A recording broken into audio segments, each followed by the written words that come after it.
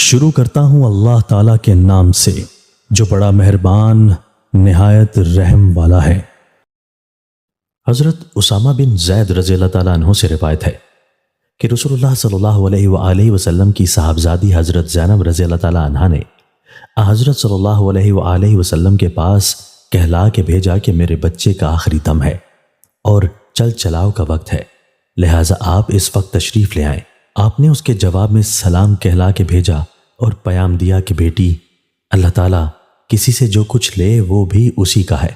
اور کسی کو جو کچھ دے وہ بھی اسی کا ہے۔ الغرض ہر چیز ہر حال میں اسی کی ہے۔ اگر کسی کو دیتا ہے تو اپنی چیز دیتا ہے اور کسی سے لیتا ہے تو اپنی چیز لیتا ہے، اور ہر چیز کے لیے اس کی طرف سے ایک مدت اور وقت مقرر ہے، اور اس وقت کے آ جانے پر وہ چیز اس دنیا سے اٹھا لی جاتی ہے۔ بس چاہیے کہ تم صبر کرو اور اللہ تعالیٰ سے اس صدمہ کے اجر و ثواب کی طالب بنو۔ صاحبزادی صاحبہ نے پھر آپ کے پاس پیام بھیجا اور قسم دی کہ اس وقت حضور ضرور ہی تشریف لے آئیں۔ بس آپ اٹھ کر چل دیے اور آپ کے اصحاب میں سے سعد بن عبادہ رضی اللہ تعالیٰ عنہ اور معاذ بن جبل رضی اللہ تعالیٰ عنہ اور ابی بن قعب رضی اللہ تعالیٰ عنہ اور زید بن ثابت رضی اللہ تعالیٰ عنہ اور بعض اور لوگ بھی آپ کے ساتھ ہو لیے۔ بس وہ بچہ اٹھا کر آپ کی گود میں دیا گیا اور اس کا سانس اکھڑ رہا تھا۔ اس کے حال کو دیکھ کر رسول اللہ صلی اللہ علیہ وآلہ وسلم کی آنکھوں سے آنسو بہنے لگے۔ اس پر سعد بن عبادہ نے عرض کیا، حضرت یہ کیا؟ آپ نے فرمایا یہ رحمت کے اس جذبہ کا اثر ہے جو اللہ تعالیٰ نے اپنے بندوں کے دلوں میں رکھ دیا ہے، اور اللہ کی رحمت انہی بندوں پر ہوگی جن کے دلوں میں رحمت کا یہ جذبہ ہو، اور جن کے دل سخت اور رحمت کے جذبہ سے بالکل خالی ہوں وہ خدا کی رحمت کے مستحق نہ ہوں گے۔ تشریح: حدیث کے آخری حصے سے معلوم ہوا کہ کسی صدمہ سے دل کا متاثر ہونا اور آنکھوں سے آنسو بہنا صبر کے منافی نہیں۔ صبر کا متقاضی صرف اتنا ہے کہ بندہ مصیبت اور صدمہ کو اللہ تعالیٰ کی مشیت یقین کرتے ہوئے اس کو بندگی کی شان کے ساتھ انگیز کرے اور اللہ تعالیٰ کی رحمت سے مایوس اور اس کا شاکی نہ ہو اور اس کی مقرر کی ہوئی حدود کا پابند رہے۔ باقی طبعی طور پر دل کا متاثر ہونا اور آنکھوں سے آنسو بہنا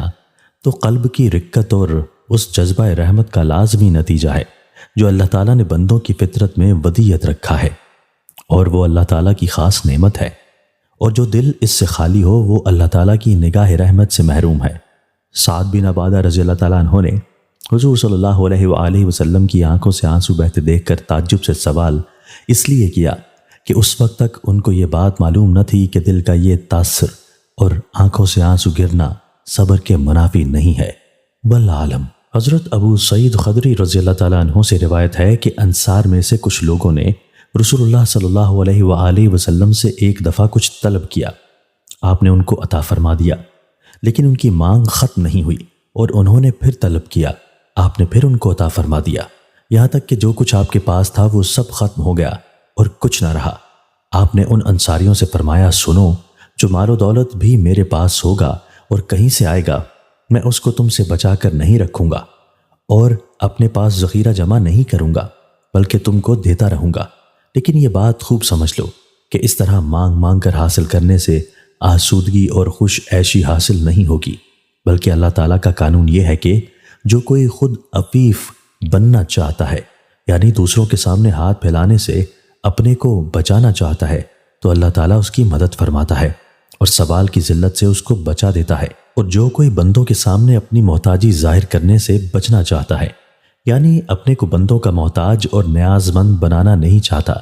تو اللہ تعالیٰ اس کو بندوں سے بے نیاز کر دیتا ہے، اور جو کوئی کسی کٹھن موقع پر اپنی طبیعت کو مضبوط کر کے صبر کرنا چاہتا ہے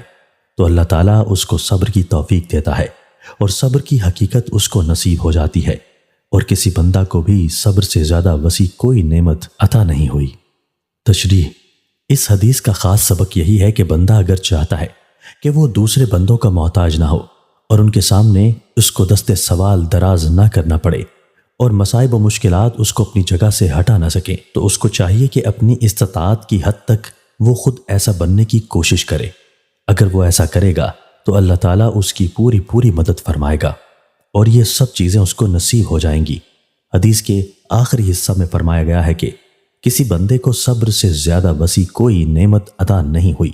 واقعہ یہی ہے کہ صبر دل کی جس کیفیت کا نام ہے وہ اللہ تعالیٰ کی نہایت وسیع اور نہایت عظیم نعمت ہے۔ اسی لیے قرآن مجید کی آیت میں صبر کو صلاۃ یعنی نماز پر بھی مقدم کیا گیا ہے۔